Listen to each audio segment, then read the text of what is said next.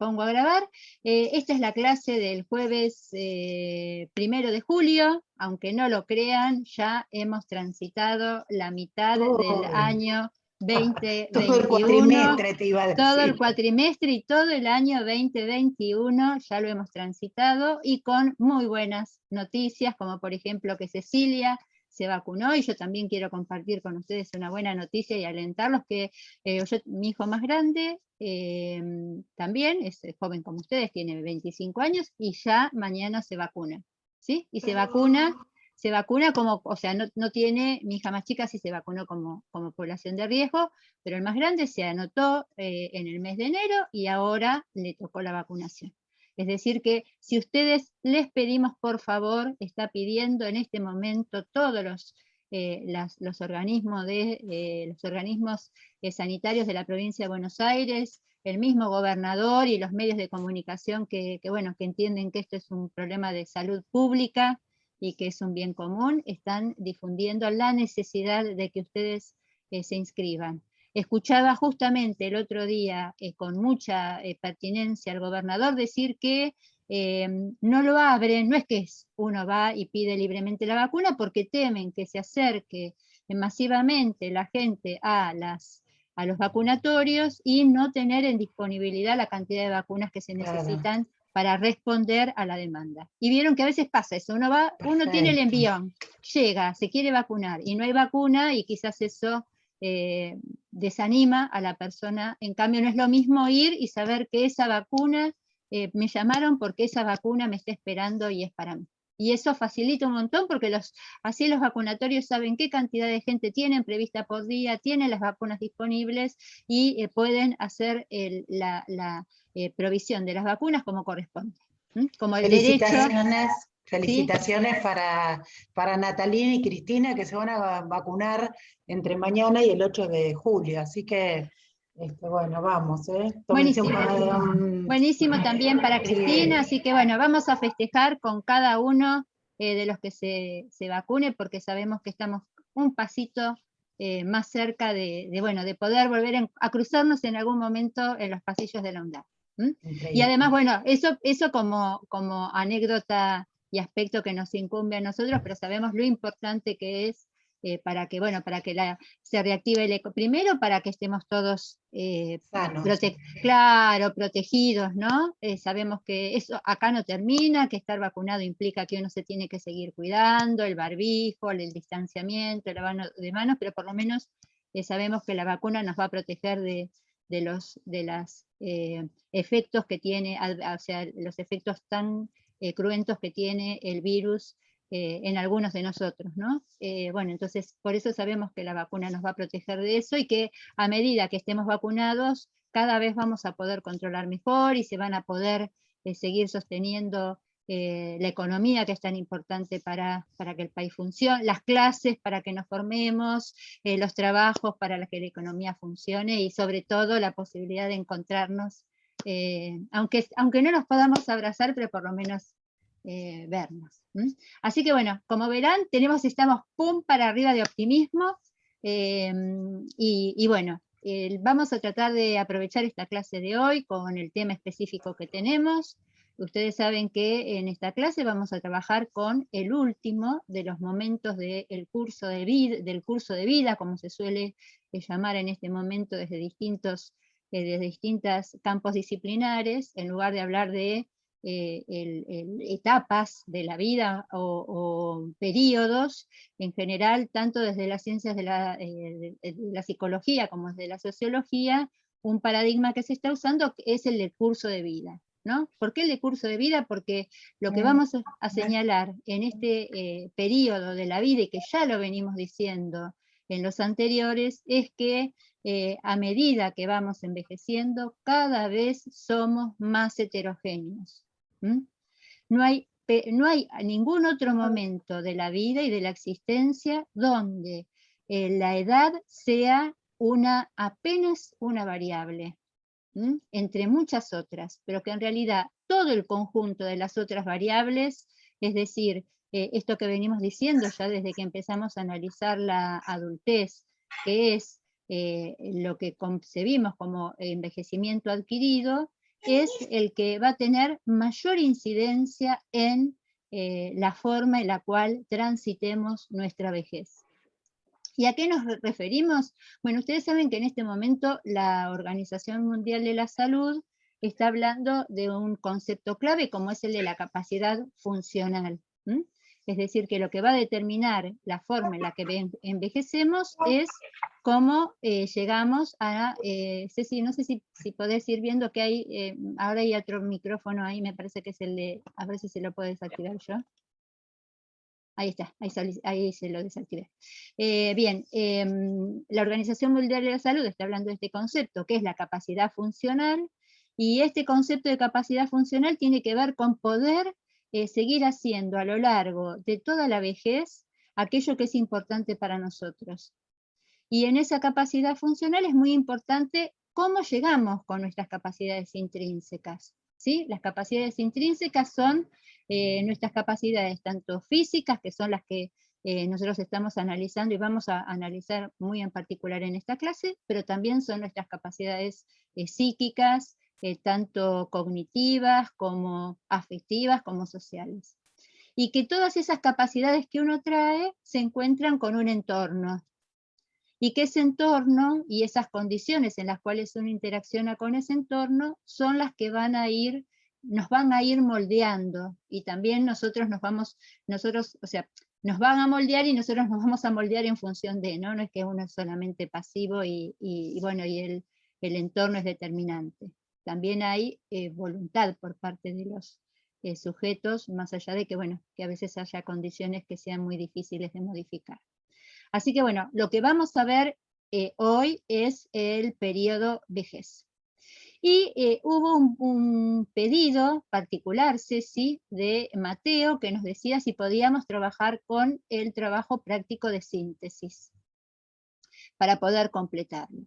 Entonces lo que vamos a hacer, no estoy alcanzando a ver el reloj, son recién y cuarto. 13 y 13. Sí, 3 y 13, sí, lo voy a dejar acá para verlo porque no me deja verlo el Zoom. Vamos a hacer una pequeña introducción, además de esto que dijimos respecto de la vejez, y antes de que, porque para poder ir al trabajo práctico de síntesis, ahí lo que vamos a estar haciendo es como justamente una síntesis de lo que hayamos comentado.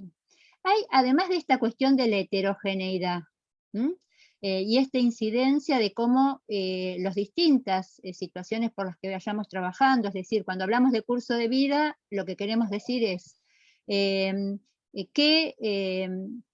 empecemos por las que, que en general es difícil de modificar, ¿no? No es lo mismo envejecer siendo mujer que siendo varón, no es lo mismo envejecer si además tengo una identidad de género distinta, o sea, tengo una identidad de género que es diferente del sexo biológico que tengo. Ustedes saben que tanto está en este momento... De la heteronorma, podemos decir. Claro, sí, de la heteronorma, tal cual. Es decir, ustedes saben todo lo que implica pertenecer o reconocerse como parte de alguna de las comunidades de la diversidad sexual, cómo eso incide en las condiciones de vida y sobre todo, ustedes saben, esto está muy difundido en estos días, que inclusive hay algunos colectivos, como por ejemplo el colectivo trans, que no llegan, si lo pensamos en términos etarios, numéricos, no llegan a la vejez, ¿sí? Entonces fíjense cómo inciden, e inclusive o sea que algunos factores actúan inclusive como determinantes, ¿no? De esta posibilidad de transitar o no y de llegar a la vejez. Pero bueno, entonces no es lo mismo envejecer siendo hombre, mujer, o estar por fuera de esa heteronorma. Pertenecer, otro determinante muy importante es la economía, ¿no? Es decir, a qué sector socioeconómico pertenezco, en qué sector socioeconómico me crié, en qué sector socioeconómico pude realizarme laboralmente y profesionalmente. Es decir, sabemos que no es lo mismo haber transitado la adultez perteneciendo o habiendo podido desempeñarse laboralmente en el mercado formal, porque haberse podido desempeñar en ese mercado, es decir, tener un trabajo como lo plantea la OIT, la Organización Internacional del Trabajo, que es un trabajo decente, que es, así lo llama, ¿no? Un trabajo decente es un trabajo en blanco, un trabajo reconocido, con cargas sociales, con aportes previsionales, con obra social, bueno, alguien que haya... ¿Puedo? Sí, sí, sí, sí, No, porque acá lo estoy leyendo a Gabriel, si quiere sí. contar cómo es que, porque él dice que le sirvió la charla del PAMI para entender el texto, o para, sí, para abordarlo, dice, ¿no? Y por ahí, si nos cuenta por qué esas charlas le sirvieron, ¿no? ¿Estás por ahí, Gabriel? Sí, perdón, estaba escuchando. Eh, en relación a las charlas me sirvieron muchísimo por el tema de que hay varios puntos que se tratan en las charlas que se tratan en el texto. Ujú. Entonces, pude abordar los dos puntos de vista y tratar de formar mi propio concepto, más que nada por eso. Ujú. Pero son muchas cosas que se tratan en el trato, el tema de cómo ir envejeciendo, la diferencia se trata en las charlas que tuvimos que hacer la síntesis. Son muchos de los temas centrales también que están en el texto en sí de adultez, de vejez. Sí, Ujú. sería como la última etapa de la adultez, ¿no? Claro, Por más que se claro. llame vejez, es como la vejez, digamos, la adultez que, digamos, que empieza a declinar, vamos a decir así. Sí, es más, fíjense ustedes que como etapa, además de llamarla vejez, muchos la llaman adultez mayor, ¿no? Y a la persona mayor, muchos la llaman adulta mayor. Volviendo a lo que estaba mencionando de las condiciones socioeconómicas, fíjense que no es lo mismo llegar a la vejez, que eso fue mucho justamente, ¿qué es el PAMI, no? El PAMI es la obra social del servicio para el servicio de pensionados y jubilados, claro, el Servicio Nacional, el Instituto Nacional de Servicios Sociales para Jubilados y Pensionados de la Argentina, ¿no? Bueno, ese organismo, ese instituto, tiene una de sus tantas áreas, que es el PAMI, que es la obra social, que es la que se encarga justamente de las prestaciones sociales, pero el instituto tiene muchas otras funciones también. Entonces, no es lo mismo llegar a la vejez con esa prestación, que más allá de que se acuerdan que ya tuvimos lo que comentó Cecilia, en algunos casos que pueden pasar, y sabemos que hay muchas quejas en relación a cómo está organizado, quizás no con toda la prestación y con la administración más eficiente que debería tener, pero lo cierto es que la Argentina cuenta con esa prestación, y que inclusive aquellas personas que no hayan podido tener las condiciones de un trabajo decente, como por ejemplo son todas las amas de casa, ¿sí? Ustedes saben que en la Argentina el trabajo del ama de casa, que es una de las tareas de cuidado más importantes, quizás está calculado que si eso fuese parte del PBI sería una cantidad de dinero muy importante. Bueno, toda esa prestación que hacemos sobre todo las mujeres, ¿no? Tanto las mujeres jóvenes como las mujeres adultas, como las mujeres mayores, ¿sí? Ustedes saben que en general inclusive la crianza de los niños sigue estando muchas veces en manos de las abuelas. Entonces, como toda esa situación de cuidado también es reconocida tiene que ser reconocida, y cómo esto permitió, sobre todo antes de la década, antes del 2015, permitió que muchas mujeres e inclusive también varones trabajadores que no habían llegado a hacer la cantidad de aportes pudiesen jubilarse.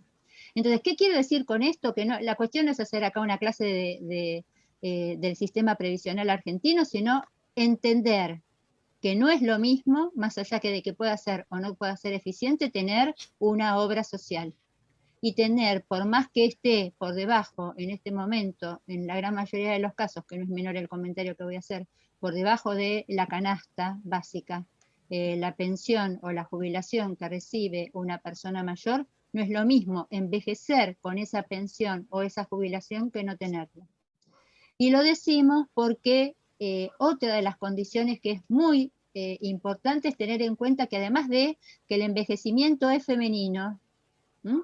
¿Por qué decimos que el envejecimiento es femenino? Porque está comprobado que en general, a medida que envejecemos, y esto se va haciendo cada vez más notorio, por ejemplo, ya entre la década del 60 y, o sea, entre los años 60 y 70 de edad, no de década de tiempo, ya empieza a haber diferencias de hasta casi un 20%, ¿no? Las mujeres somos casi el 60% de la población y los varones el 40% en esa década.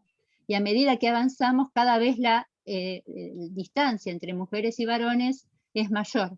De modo tal que en general los mayores, ustedes saben que la expectativa de vida para los varones en la Argentina es por debajo de los 80 años, está en 77 años o por ahí, y en las mujeres está encima de los 80 años, 82, 83 años. Entonces, eso va marcando que la primera característica a tener en cuenta es que el envejecimiento es femenino, ¿sí? Es decir, hay una feminización del envejecimiento. Cuando ustedes escuchen eso, lo que está diciendo es que, en general, las que más sobreviven son las mujeres, es decir, las viejas. Ustedes saben que nosotros acá en esta materia vamos a hablar de viejos. ¿Por qué? Porque, bueno, es un término que queremos invitarlos a ustedes como jóvenes, que empiecen a elaborar y se empiecen a amigar con ese término. Hay que empezar a sacarle las connotaciones negativas y peyorativas. Viejos no son los trapos, viejos no son los objetos, viejas también pueden ser las personas, y reconocerse como viejo no tiene por qué. Vieron que yo vengo diciendo que hay vida después de los 60, así que sí, vamos por eso. Entonces, hoy la profesora me parece que está ATR, ¿eh? ATR estoy... Bueno, entonces, una de las cuestiones que tenemos que tener es que, en cuenta es que el envejecimiento es femenino. Hay una feminización del envejecimiento. Otro concepto central es el de la pobreza. La pobreza en la vejez también es femenina. Entonces, un concepto que tenemos que tener en cuenta, y esto es muy importante, porque esas son con las que ustedes se van a encontrar en los lugares donde vayan a trabajar. Ustedes se van a encontrar con gran mayoría con mujeres, o sea, es decir, personas mayores mujeres, y muchas de ellas pobres. Aún cuando tengan esta cobertura del PAMI, o que tengan una cobertura de servicios sociales, quizás no tanto en la Argentina, pero sí en la gran mayoría de Latinoamérica, el envejecimiento, además de haber una feminización del envejecimiento, la mayor cantidad de personas pobres son las mujeres viejas. ¿Y por qué lo digo esto? Porque cuando esto incide en las posibilidades de actividad física, e incide sobre todo en la calidad del envejecimiento que tenemos. ¿Por qué lo digo? Porque quizás uno de los grandes logros de la humanidad es haber conseguido prolongar en las últimas décadas del siglo XX y en estas primeras décadas del siglo XXI, prolongar de manera muy considerable la expectativa de vida. Se calcula, ustedes vieron que venimos diciendo que se calcula que a principios del siglo XX la expectativa de vida no superaba los 60 años, y hoy fíjense lo que estamos diciendo, en un siglo 20 años se prolongó la expectativa de vida. Pero que vivamos más no quiere decir que vivamos mejor. Y justamente las que quizás más deteriorado tienen su envejecimiento son las mujeres. ¿Por qué? Porque son las que más viven. ¿Y por qué? Porque son las que quizás no viven en las mejores condiciones. Entonces, ese es el panorama que ustedes se tienen que plantear, que es con el que van a tener que trabajar y con el que nosotros tenemos mucho para hacer. ¿Por qué tenemos mucho para hacer? Porque justamente sabemos que la actividad física es uno de los recursos más, quizás, más beneficiosos, más a disposición, menos costoso, con el cual podemos contribuir para mejorar la calidad de vida de las personas en general y de los viejos en particular. Entonces, ese es el primer panorama del que tenemos que partir. Vamos a hablar de una etapa de la vida donde las personas son todas muy heterogéneas entre sí, donde lo que más nos vamos a encontrar es con mujeres, y además lo que más nos vamos a encontrar es con personas que están en una situación socioeconómica desfavorable. Entonces, eso va a incidir en muchos casos en la calidad de vida con la que lleguen. ¿Qué quiero decir con esto? Bueno, ustedes lo habrán leído, cómo inciden en las personas mayores las enfermedades crónicas no transmisibles, que son las que van provocando algo que vamos a tener que analizar como síndrome muy importante y que nos afecta en particular a quienes trabajamos desde los que trabajamos con la actividad física y el deporte vamos a poder incidir, que es en la sarcopenia. Vamos a tratar de hablar un poquito hoy de qué es la sarcopenia y cómo la sarcopenia se convierte en la antesala de la fragilidad y la antesala de la discapacidad y dependencia. Entonces, ese es digamos, como la primera introducción que tendríamos que hacer. Y después, otro concepto que es muy importante, que cuando ustedes vayan a escuchar algunas charlas, como planteó Gabriel, es que otro fenómeno que se está dando y con el que ustedes van a convivir, más que Cecilia y yo, es con esta idea de, ahí está, sí, con esta idea de el envejecimiento del envejecimiento. Cuando ustedes escuchen hablar del envejecimiento, no es que la persona que lo está diciendo se equivocó, sino que lo que estamos diciendo es que el porcentaje de viejos que más aumenta es el de mayores de 80 años. Y eso es justamente otro parámetro de cómo vamos logrando mejorar la expectativa de vida. Bien, entonces, para poder ir como redondeando y en todo caso hacer una ronda de preguntas y ponernos a trabajar con el trabajo práctico de síntesis, en función de esta heterogeneidad, en función de estas condiciones en las que llegan las personas mayores a la vejez, es que también, de la misma manera que tenemos que tener en cuenta una perspectiva de género, es decir, que por eso hablamos de que el envejecimiento es femenino, otra perspectiva que tenemos que tener muy importante es la de derechos. Justamente como este boom de la longevidad nos toma a las sociedades sin estar preparadas para garantizar la calidad de vida de las personas mayores, otra perspectiva que se tiene que sumar a la de género es la de los derechos humanos, y por eso este instrumento tan importante que tiene Latinoamérica, que no lo tiene el resto de las áreas sí, las regiones, no es un instrumento reconocido a nivel mundial, sino que es un instrumento sancionado, aprobado por la Organización de Estados Americanos y ratificado por la Argentina, que es un poco, digamos, como la Constitución, como la Carta que defiende, pero una constitución que trasciende los países, por eso se llama de convención, y ahora estamos haciendo todo lo posible para que se pueda incluir en la constitución, que es un marco normativo de defensa y de protección y de defensa de los derechos humanos de las personas mayores. Así como hay una convención, la de los niños es internacional, ¿no? Está la Convención Internacional de Protección de los Derechos de los Niños. América logró hacer una convención de protección de derechos de las personas mayores. Entonces, esos son los dos marcos, porque además, aunque ustedes no lo crean, la convención en el artículo 22 plantea el derecho dice a la recreación, al deporte, al tiempo libre, y cuando uno lo lee, lo que dice es a la actividad física y al deporte. Y eso es muy importante para ustedes como licenciados en actividad física. ¿Por qué? Porque eso obliga que a los estados a que adhieran a esa convención tengan que incluir en sus políticas públicas actividades para garantizar ese derecho.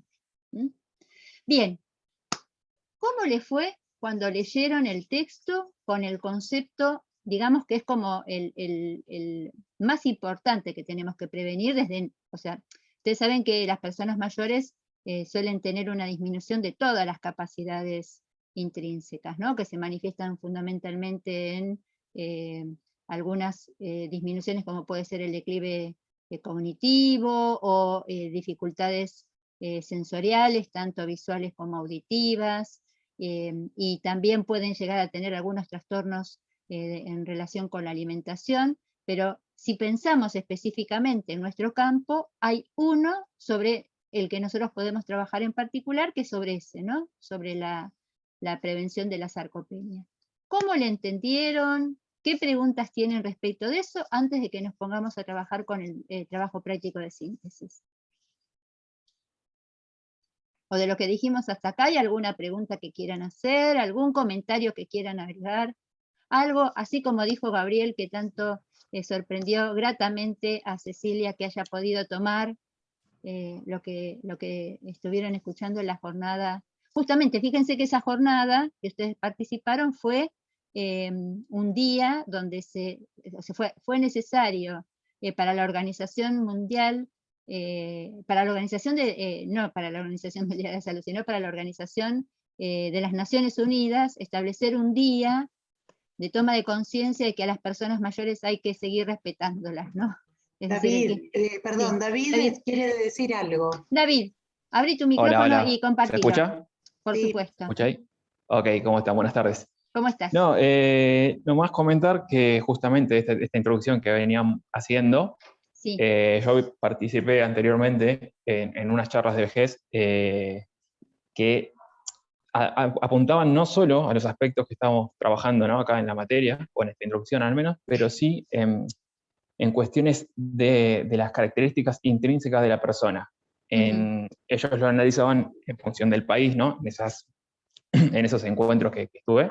Ajá. Pero básicamente lo trascendente, lo interesante que planteaba era cómo en la sociedad, o sea, la sociedad cómo ve a la persona mayor, adulta, que es viejo, como quieran llamarlo, que a partir de que deja de pertenecer digamos, a la sociedad que activamente trabaja, digamos, que se jubila o el punto que sea, pierden las características propias de una persona adulta, y ellos lo relacionaron mucho con la sexualidad. Cómo socialmente se ve a una persona de 65, 70 años como que automáticamente ya no tienen sexo, pero lo planteaban así, ¿no? Y qué importante era entender que son las mismas personas de hace 5 años atrás, con distintos, por ahí distintos momentos, distintas etapas de la vida, pero que siguen siendo las mismas personas que cuando tenían 40, 50, desde otra parte. ¿Me explico más o menos a dónde va?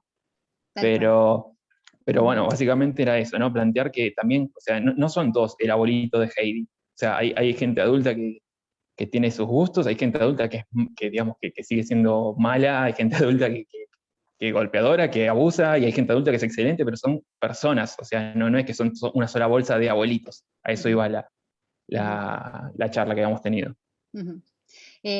Muy interesante porque, bueno, justamente una de las cuestiones fundamentales que hay que tener en cuenta es, y que forma parte de esto que venimos diciendo de los determinantes del entorno, ¿no? Una de las cuestiones fundamentales por las cuales fue necesario sancionar la convención o ponerse de acuerdo entre todos los países para sancionar la convención es cómo contrarrestar es decir, cómo se va generando esa pérdida de derechos, ¿no? Cómo fue necesario, o sea, algo que uno tendría que pensar, pero ¿por qué a las personas mayores hay que hacerles, si nosotros tenemos una constitución y tenemos un marco legal, ¿por qué hay que hacer un marco específico para las personas mayores? Porque precisamente la forma en la cual vivimos y cómo concebimos todavía a la vejez, tenemos un largo camino por recorrer, hace que muchos de esos derechos parecería que se pierden cuando uno va abandonando determinados roles sociales. Por ejemplo, el primero que marca un límite así como muy importante, como un antes y un después en la vida de muchas personas, es la jubilación, ¿no? Como parecería que a partir de que alguien deja de ser un sujeto económicamente, o sea, laboralmente productivo, porque la verdad que no sé ni qué palabra usar, porque jubilarse no implica, primero, que la gente vaya a dejar de ser económicamente activa, porque está comprobado que quizás, sí, está comprobado que esa persona se sigue consumiendo. Es más, hay todo en este momento hay toda una economía llamada la economía plateada, la economía senior, de cómo las personas mayores contribuyen a la economía a partir de el consumo tal cual, claro, el consumo que hacen de cultura, o sea, las personas que tienen la posibilidad de acceder, de cultura, de viajes, e inclusive cómo las personas adultas mayores contribuyen en las economías familiares, ¿no? Como muchas veces esa jubilación, esa pensión que tiene la persona... Quizás sea dentro de ese grupo familiar el único ingreso asegurado, cuando el resto de los integrantes no tienen un trabajo en blanco, ¿no? Entonces eso les es una gran contribución, ¿sí? En determinados sectores. Tal cual, como plantea Ceci, o sea, cómo las personas mayores, a partir de que quizás dejan de estar aportando como trabajador, siguen aportando a la economía, y es más, otra de las cuestiones que recientemente escuchaba también, escucho muchas charlas sobre gerontología, cómo las personas mayores, a diferencia de otras edades, donde las personas solemos ahorrar, ¿no? Cómo las personas mayores gastan el dinero, ya sea para regalos para sus hijos, ayudas para, o sea, regalos para sus nietos, ayudas para sus hijos, o sea que la persona mayor sigue contribuyendo económicamente, que es uno de los primeros mitos. Otro de los mitos, sí. Perdón. Sí, no sé si. No, sí, porque no quiero que se me pase una pregunta que está haciendo Yamila sobre, Sí. que es otro tema. Bien, ¿sí? entonces, para contestarle a David, lo que tenemos que pensar es que la vida continúa y lo que van cambiando son algunas situaciones sociales que no deberíamos permitirnos pensar que eso hace mella sobre los derechos y sobre la posibilidad de inserción y desempeño de otros roles sociales de las personas mayores. Las personas mayores siguen siendo sexualmente activas, porque sexualidad no solamente es genitalidad. Si bien la menopausia, como marcamos la semana cuando vimos adultez, si bien el descenso de las hormonas sexuales pueden traer algunas alteraciones, en las mujeres la pérdida de la menstruación y en los varones algunas disfunciones eréctiles, sexualidad no es genitalidad. Hay otras formas de seguir ejerciendo la sexualidad que no necesariamente tienen que ver con o focalizarse solo en el funcionamiento de los órganos sexuales. Ese es el primer punto. Y por supuesto que esto tampoco incide sobre el deseo. O sea, que haya, si bien puede haber como que el deseo sexual tiene otra manifestación y otra intensidad, pero no necesariamente envejecer implica que deje de haber deseo sexual y menos aún posibilidad de seguir ejerciendo prácticas sexuales, eróticas y demás. Ese es uno de los primeros puntos. Lo segundo es este mito de que las personas mayores son una carga para la economía. Las personas mayores siguen contribuyendo y muchas siguen trabajando, ¿sí? Muchas personas se jubilan y siguen trabajando, muchas personas se jubilan y siguen haciendo voluntariados, y con esos voluntariados siguen haciendo tareas de cuidado para otros que no, quizás no están retribuidas económicamente, pero que implican hacen a la economía, siguen cuidando a sus familiares, muchos de ellos siguen haciendo las tareas de domésticas, o sea, haciendo las tareas domésticas en sus propias casas. Y bueno, y ni que hablar todo lo otro que muchas personas mayores siguen haciendo respecto de la cultura, de la política y demás.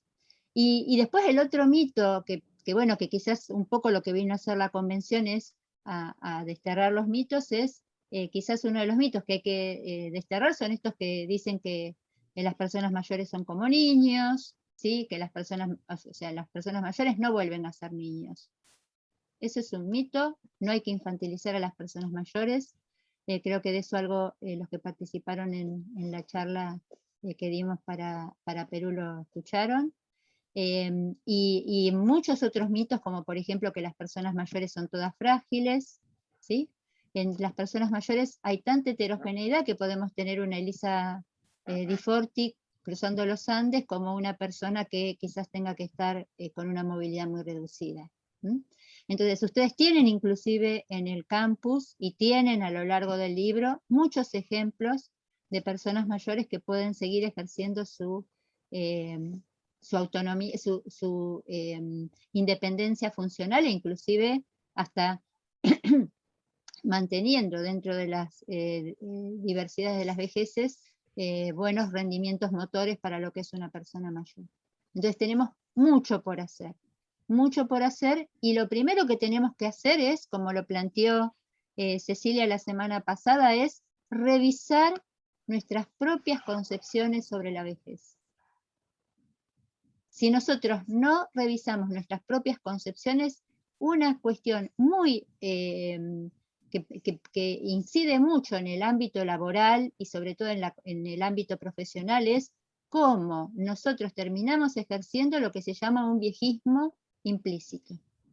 Se llama viejismo a toda práctica de discriminación de las personas mayores, que piensa que las personas mayores, por haber llegado a esa edad, empezaron a perder derechos y empezaron a perder atributos. Por ejemplo, la posibilidad de ejercer su sexualidad, la posibilidad de ser económicamente activos, la posibilidad de decidir sobre sus vidas, la posibilidad de seguir participando, estudiando, y bueno, y haciendo todo lo que la persona mayor le interese.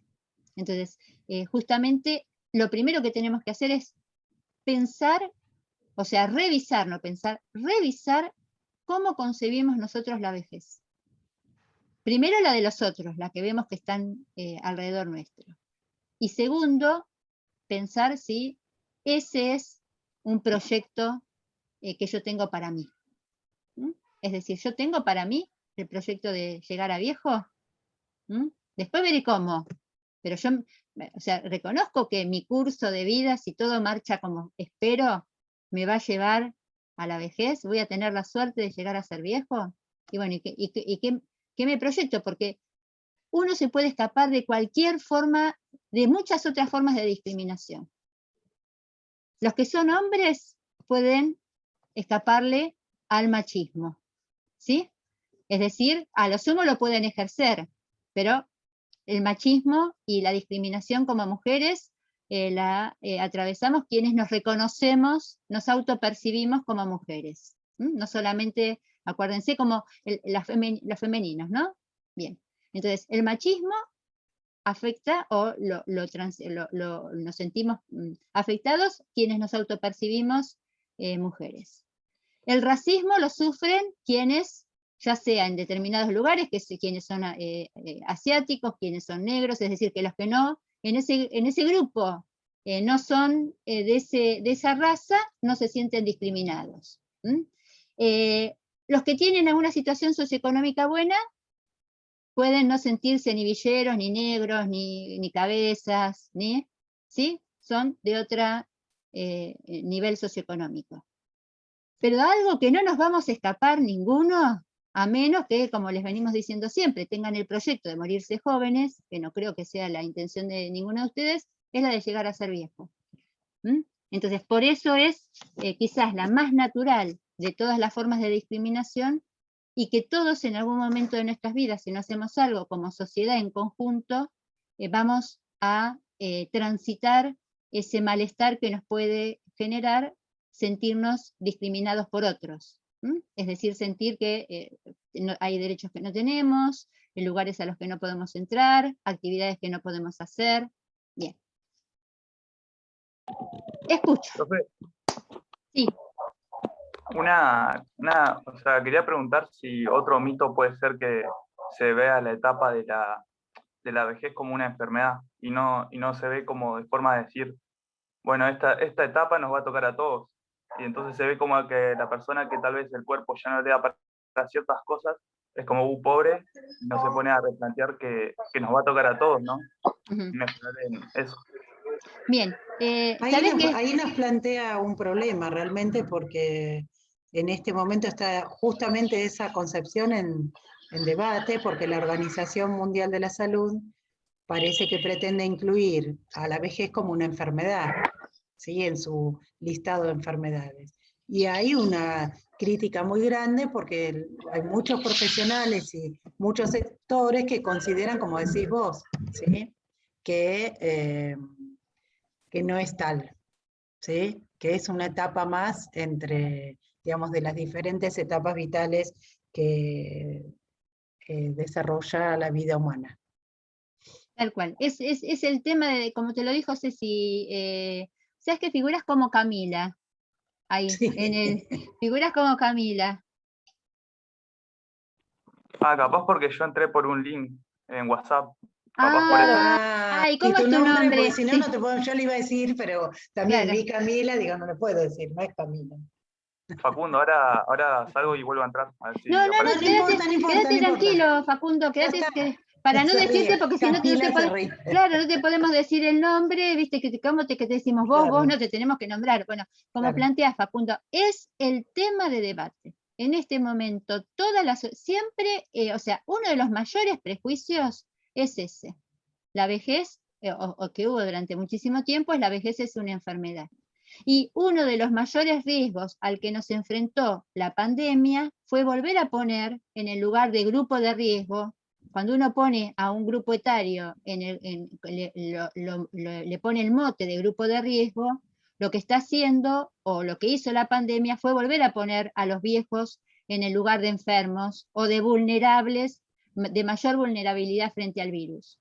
Y eso también hizo que toda la comunidad, todos los que trabajamos con viejos o trabajamos por y para los viejos, nos sintiésemos incómodos. Lo que pasa que eso, que era coyuntural, y que ahora se está demostrando que a partir de que se vacunan, los viejos no tienen mayor vulnerabilidad, o sea que la vacuna hace efecto y pueden tener, o sea, tener las mismas condiciones que los demás frente al virus. Aparece la Organización Mundial de la Salud, según explican, ubicando, porque necesitaban un código, eso fue lo que escuché en uno de los cursos que estoy haciendo justamente con gente de la Organización Mundial de la Salud, queriendo codificar para poder llevar adelante determinadas políticas, asignar recursos, un código que ubica a la vejez como una enfermedad. Gladys, sí. Empiezan a aparecer preguntas y si no se va a hacer muy desordenado. Bueno. Hay una pregunta que nos quedó del principio que yo creo que hay que retomarla porque es un tema muy importante, pero para cerrar con esto y tratando de cerrar el tema, para no, porque por ahí te vas derivando, Jonathan hace un comentario que me parece que es muy interesante. Dice Jonathan. Sí.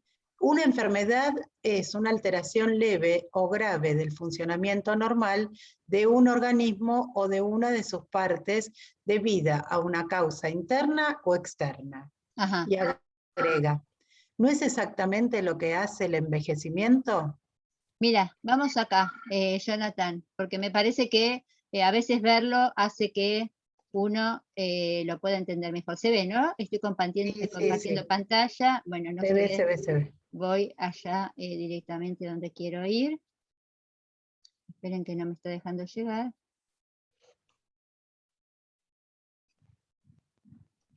A ver si me deja llegar. Ahí está, justo, llegué donde quería llegar.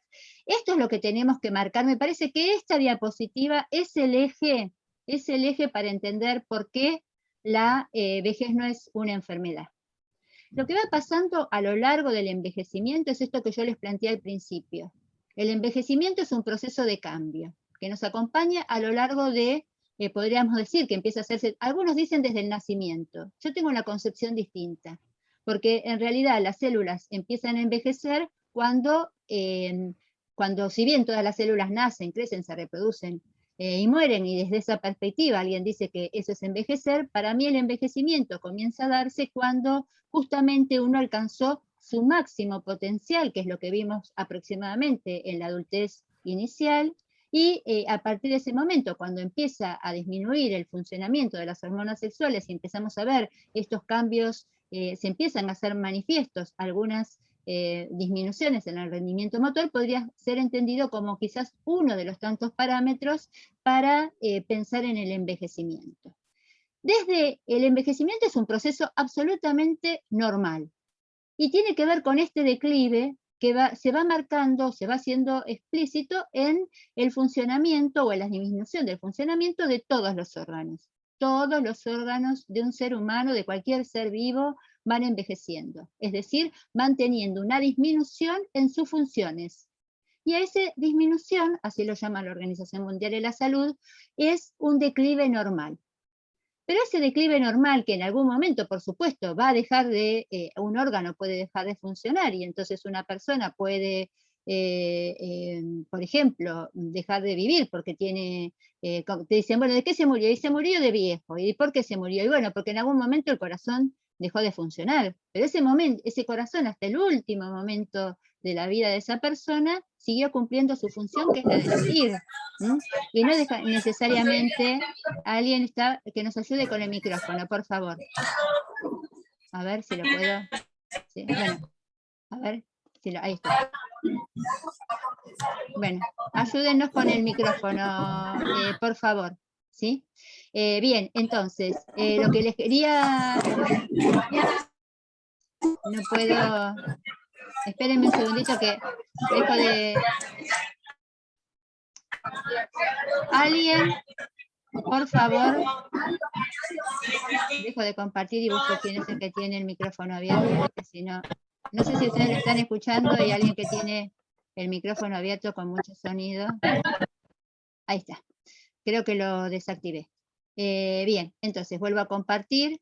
Les estaba diciendo, si no están con mucho sonido, no me permite, me distrae, no me permite hablar.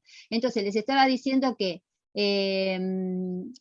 una cosa es el declive normal y otra cosa es que sobre ese declive, producto de todo el envejecimiento adquirido, ¿sí? Y a veces producto de también algunas enfermedades degenerativas, porque puede ser que uno tenga los mejores hábitos saludables, pero que sin embargo, por el programa, cuando hablamos justamente de enfermedades degenerativas, sabemos que en algunos casos pueden ser por cuestiones ambientales y otros casos también pueden ser por cuestiones genéticas, ¿sí? Muchas de las enfermedades degenerativas se está estudiando cuáles son determinados genes que las predisponen. Entonces, puede ser que frente a ese declive se genere, por ese declive, se acentúe y ese órgano empiece a funcionar mal. Cuando ese órgano una cosa es que tenga un declive y que empiece a funcionar, cumplir su función, pero cada vez con mayor disminución, eso no es enfermedad, eso es declive. Y otra cosa es que ese órgano empiece a funcionar mal. Por ejemplo, una enfermedad muy clásica de las personas mayores es la hipertensión arterial.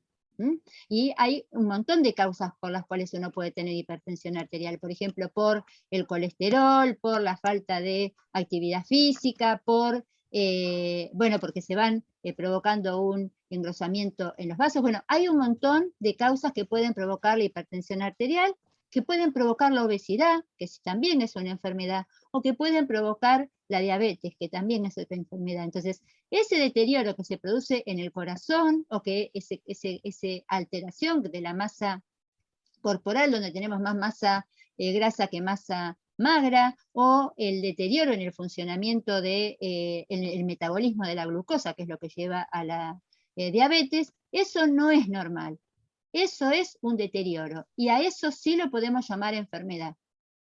Sin embargo, como sabemos que muchas personas también, a medida que llegan a la vejez, tienen varias de estas enfermedades, esto ha llevado a la Organización Mundial de la Salud, justamente y contradictoriamente, a hablar de una capacidad funcional. ¿Qué quiere decir esto? Que aun cuando uno tenga algunas enfermedades, como pueden ser las crónicas no transmisibles, que son estas que mencioné antes, aun cuando la persona tenga esas enfermedades, si esa persona puede seguir valiéndose por sí misma y seguir haciendo aquellas cosas que le interesan, esa persona está saludable. Por eso se llama envejecimiento saludable a esa capacidad de poder seguir valiéndose por uno mismo y haciendo aquellas cosas que le interesan hasta el último momento de su vida. Y entonces esto nos lleva a marcar una diferencia entre la vejez y las vejeces. ¿Qué quiere decir con esto? No hay una única forma de envejecer. No es que todos vamos a tener un declive normal y nos vamos a morir porque nuestro corazón se cansó de latir. Y tampoco quiere decir que todos vamos a tener un deterioro. Todos lo que vamos a tener es un declive, una disminución. Algunos, por su genética o por sus hábitos, van a tener deterioros. Y lo que no quiere decir que, aunque tengan deterioros, esa persona va a estar va a tener enfermedades, pero a pesar de esas enfermedades, esa persona va a poder seguir teniendo independencia, claro, un envejecimiento activo y saludable. Escúchame, Gladys, yo Sí. quería decir algo respecto de esto, retomando lo de Jonathan, porque a mí me quedó bastante grabado la conversación de la semana pasada con Jonathan. Por eso no, me parece importante Sí, retomar. sí. Y a lo mejor una de las cuestiones que le pueden llegar a llamar la atención es cómo vos decís que la Organización Mundial de la Salud dice una cosa y después dice otra. Y la verdad es que esas organizaciones internacionales, como es la Organización Mundial de la Salud, alberga todas las posiciones posibles, ¿sí? Por ejemplo, en el caso de la FAO, está desde aquellos informes que hablan de la importancia de la, de la alimentación natural y orgánica, hasta los que apoyan la alimentación transgénica, porque dice que de esa manera se garantiza el acceso a la alimentación de toda la población mundial. Entonces, es un organismo que, digamos, políticamente intenta barrer todas las posiciones y muchas veces se encuentran con este problema que es una contradicción. Es decir, dice una cosa, dice que es posible tener un envejecimiento activo y saludable, pero al mismo tiempo dice que la vejez es una enfermedad, ¿sí? Entonces, bueno, ahí es, digamos, depende del grupo, el sector que más fuerza haga para esa crítica, quienes puedan hacer prevalecer su mirada. Uh-huh. No sé si te respondí, Jonathan, porque acá me está diciendo esto. Uh-huh. Bueno, eso quería Justamente, agregar, ¿no? justamente esta explicación que dio Cecilia es la que dio la explicación que nos dio el especialista del curso en el cual estamos haciendo. Que esta idea de ver a la vejez como una enfermedad la hizo un grupo que se dedica a las estadísticas y que para sacar un indicador tomó la cantidad de patologías que se pueden presentar en la vejez, en contraposición con quienes aquellos que son estadistas, matemáticos, que hacen cálculos seguramente, si uno se pone a mirar, llegada a la vejez, hay prevalencia de no solamente de declive, sino de deterioro. Sobre todo, lo vamos a seguir teniendo mientras que las personas no podamos reconocer o no podamos acceder a esto que estamos planteando nosotros, que es beneficiarnos a partir de la práctica de buenos hábitos y de actividad física. Ustedes, Gladys, sí. retomo porque sigue, ¿no? Me parece que está muy bueno este cuestionamiento que hace Jonathan, ¿no? Que dice, el envejecimiento es muy insalubre, ¿no? Entonces, yo, recién en esa diapositiva que te mostró Gladys, justamente lo que estaba desarmando es esa idea de asociar envejecimiento con falta de salud, ¿sí? Entonces, decir que el envejecimiento es muy insalubre parece que está respondiendo a una creencia que va más allá de esta descripción, a lo mejor tiene que ver con experiencias personales, pero la experiencia personal no se puede generalizar. Perdón, me detengo para hacerlo más fácil. Dale, Hola, dale. buen día. Buenas ¿Cómo tardes, te mejor va, dicho. Jonathan? ¿Cómo te va? Dale. Uy, se muteó. No, está... ¿Decir que es insalubre? No se escuchó la primera parte. A ver, ¿se escucha? Sí, Ahora sí. sí. Bueno, digo, siendo que el envejecimiento, ¿no?, deteriora todos los órganos, ¿no se podría decir que es insalubre? ¿Qué decís? ¿Deteriora? No sé, se cortó justo. Relativamente, ¿no? Uh-huh. ¿Sabés por qué no se puede decir que es insalubre? Porque en realidad acá tenemos que tener en cuenta la definición de qué es una enfermedad, ¿no? Si uno piensa que una enfermedad tiene que ver con la alteración del funcionamiento de un órgano, uno podría pensar que sí es enfermedad, pero la disminución del funcionamiento está programada. No sé si se entiende. O sea, una enfermedad es algo que aparece cuando uno no se lo espera, porque altera el curso de lo que está previsto. El estudio del curso de vida y el estudio de la biología humana y de todos los organismos vivos, nos permite prever que esa disminución del funcionamiento es esperable. No sé si se entiende la diferencia. Es decir, que a nadie lo debería sorprender que en algún momento de su vida tenga que usar anteojos, porque ya se sabe y se puede anticipar que la presbicia es una condición de un órgano que es el ojo. Entonces, una enfermedad es algo que aparece cuando en realidad uno no se lo espera. Ahí quiero agregarle porque creo que Sí. está muy interesado y me parece que es para todos, ¿no? Cecilia. Utiliza categorías que son muy cuestionables, ¿sí? Justamente lo que está en revisión, hablar de normalidad y patológico, te lo digo como psicóloga. Cuando yo estudié en la facultad, se pensaba como patología a la homosexualidad, ¿sí? Así lo aprendí yo. Entonces, ¿qué es lo normal? ¿Quién es normal? Aunque en realidad los psicólogos siempre se cuestionan qué es la normalidad, quién es el normal. O norma en qué sentido, en la media, es aquellos que están en la media y hacemos esa tablita como hacen los pediatras para decir, bueno, si estás más o menos en esta altura, en este peso, en tal edad, estás dentro de la norma, en ese sentido podemos hablar de norma.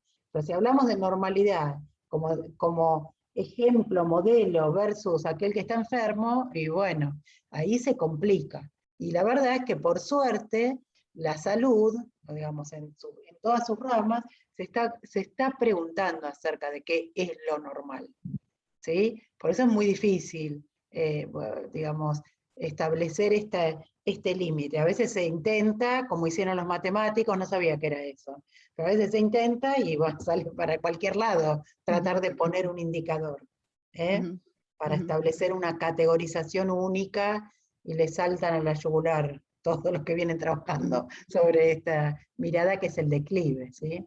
Bueno, acá salen otras preguntas, para no quedarnos solos con eso, y no quiero ser injusta con Yamila, creo que era, pero no, que te preguntabas, sí, Yamila, la prevención de la sarcopenia, dice que es un programa de ejercicio físico multicomponente. ¿Qué es eso? Bueno, bien. Vamos a hacer una cosa, vamos a explicar esto, vamos a hacer el recreo y vamos a cumplir con lo que ¿Querés hacer el recreo ahora? Sí, pero ¿sabés por qué? Porque así cuando volvemos del recreo le damos rápido tiempo a que hagan el trabajo práctico de síntesis, si no después se nos va a ir, como siempre, se nos va a ir largo la respuesta del trabajo práctico. La sarcopenia, ustedes saben que es una de las tantas modificaciones que tiene el organismo, es que a medida que vamos envejeciendo va disminuyendo tanto la masa como la fuerza muscular. Y está comprobado que una de las funciones fundamentales que cumple el músculo, además de que es un órgano metabólico, es un órgano, o sea que es parte de un órgano endocrino, ya lo dijimos la semana pasada, que hace al funcionamiento también del cerebro por la conexión neuromuscular, una de las funciones fundamentales es la de ser un órgano de sostén. O sea, ayudar a los huesos a formar parte del sostén y la independencia funcional de una persona. A medida que envejecemos, disminuye la masa, es decir, vamos teniendo menos músculo, pero también lo que más importa es que no importa tanto o sea, que importa la masa, pero no es lo determinante para esa independencia. Lo que necesitamos es un músculo que cumpla la función que tiene que cumplir, que es la de contracción. Y ahí viene lo importante de lo neuromuscular, porque el músculo se va a contraer por la orden que le llegue del sistema nervioso. Y esa conexión que no se puede perder, que ustedes deben haber leído en el texto sobre la pérdida de unidades motoras, que cuando el músculo no se contrae, lo que va terminando, va pasando es algo muy semejante a lo que leímos de la poda para los adolescentes. Si la unidad neuromuscular no se usa, a la larga se pierde, ¿sí? El sistema nervioso la da por perdida. Entonces, ¿qué va pasando? Los músculos, uno parece que uno tiene buen músculo porque parece gordito, pero en realidad lo que le va pasando al músculo es que además de perder la masa, se va infiltrando de grasa. Y entonces el músculo pasa a estar, al estar infiltrado de grasa, esto también complica el funcionamiento del músculo, porque en realidad no hay, o sea, uno ve que en esa parte del cuerpo parecería que hay un órgano que es el músculo, pero en realidad lo que hay es ese espacio cubierto de grasa. Y la grasa no cumple ninguna de las funciones que tiene que cumplir el músculo, y todo lo contrario. Lo que termina haciendo esa grasa es que debilitando el músculo y evitándole que el músculo pueda hacer lo que tiene que hacer, porque justamente la grasa lo que hace es mandar una señal contraria a lo que tiene que mandar.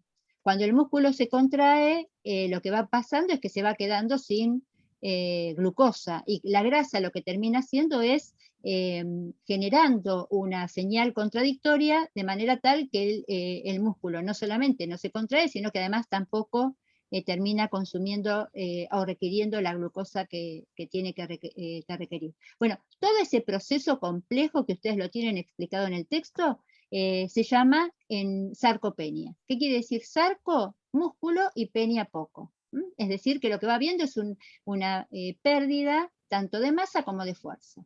¿Y cuál es el riesgo de la pérdida de la masa y de la fuerza, sobre todo? Porque a veces puede haber músculo, pero si no tiene capacidad contráctil, deja de cumplir su función también, es que uno pierda la independencia funcional. Y acá hacemos un llamado a la atención.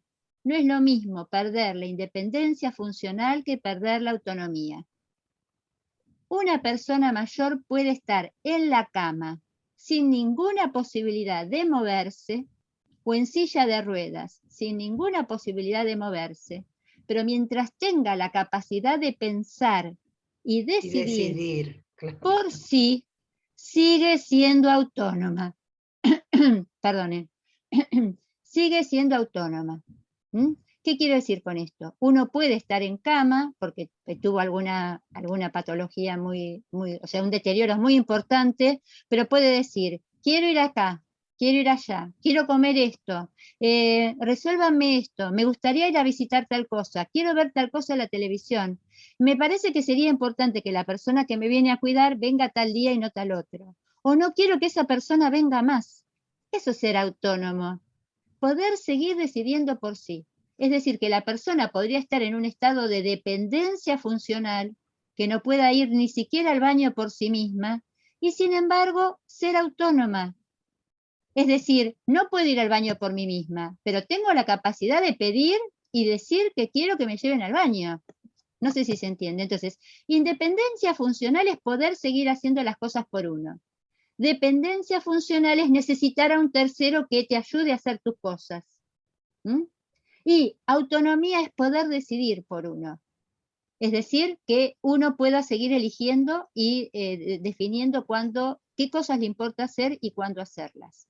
Volvamos a la sarcopenia, Gladys. Entonces, ¿Qué es el multicomponente? Bueno, ¿qué pasa entonces con la sarcopenia? Cuando vos perdés músculo, llega un momento que no te podés parar de la silla para ir al baño. No te podés parar de la silla para calentarte la comida, ni para lavar tu ropa, ni para. O si vas a lavar la comida, corres el riesgo vas a lavar la ropa, corres el riesgo de caerte cuando vas a colgarla, o. En ese momento vos lo que perdés es la independencia funcional. ¿Cómo podés hacer para que no te pase eso? Tenés que hacer, primero, ejercicio físico. Actividad física toda la que puedas. Es decir, vos tenés que tratar de seguir a lo largo de toda tu vida haciéndote tus cosas, yendo a comprar tu comida, lavando tu ropa, si podés, y te da, cortando el pasto, pintando, haciendo todo lo que te gusta. Si trabajás, yendo a trabajar, ¿sí? Yo sé que hay mucho recelo respecto del trabajo de los viejos, ¿sí? Por todo lo que esto implica. Bien, pero si te interesa ir a trabajar, hay un montón de gente vieja que sigue yendo a trabajar, de gestor, de corredor, que tiene su propio taller para seguir arreglando cosas. Bien, mientras que seas independiente funcionalmente, puedes seguir trabajando. Es decir, esa es la actividad física, cotidiana y laboral. Pero además vos tenés que hacer actividad física sistemática.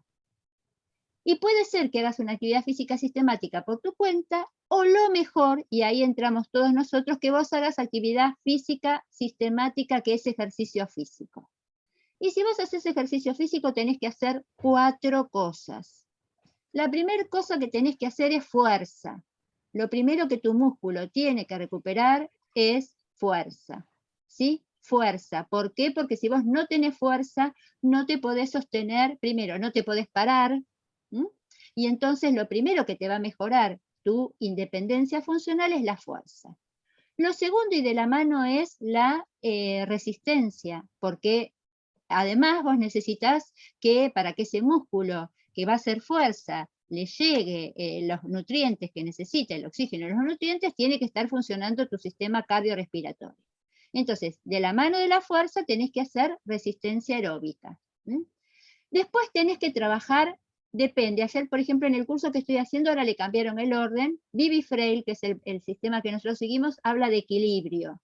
Lo tercero que habría que trabajar es el equilibrio, y que no es una capacidad condicional, ahí aparece la primera capacidad coordinativa en este modelo de entrenamiento. ¿Por qué hay que ejercitar el equilibrio? Porque el equilibrio es fundamental, es una de las capacidades coordinativas que más se pierde, o es en la que más se manifiesta el declive, claro, el declive del funcionamiento del sistema nervioso. ¿Y saben por qué el equilibrio? Porque una de las cosas que se pierde es la potencia.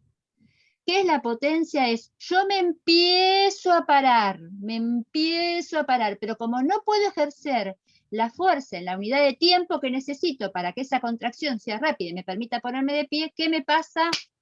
Me empiezo a trastabillar, y entonces ahí es donde tengo que tener equilibrio para que vea que si no me llego a parar, ¡pum! ¿Sí? Recalculando que tengo cerca, ¡pum! Me agarro y no me caigo. Bien, entonces el equilibrio, que es una capacidad coordinativa, y lo último es la flexibilidad. En ese orden hay que trabajarlo, los 4 componentes juntos, hay todo un método de entrenamiento, primero se evalúa, se hace una valoración geriátrica, de la valoración de la capacidad funcional, y después en función de eso se hace un tipo de entrenamiento. A todo el que le interese lo invitamos a que venga a aprenderlo con nosotros y a investigar con nosotros. Muy bien, pero los componentes son esos que acaba de mencionar, por eso se llama multicomponente. Tal cual. La fuerza, la resistencia, el equilibrio y la flexibilidad, ¿verdad? A eso, por eso se lo llama, y les digo, fuimos, en la Universidad de Avellaneda fue pionera, porque cuando todavía no se lo conocía, nosotros ya en el año 2018 empezamos a investigar con este entrenamiento que ahora la Organización Mundial de la Salud lo está tomando en este curso que estoy haciendo, nos están enseñando a los médicos, claro, a los médicos que todavía no saben usarlo.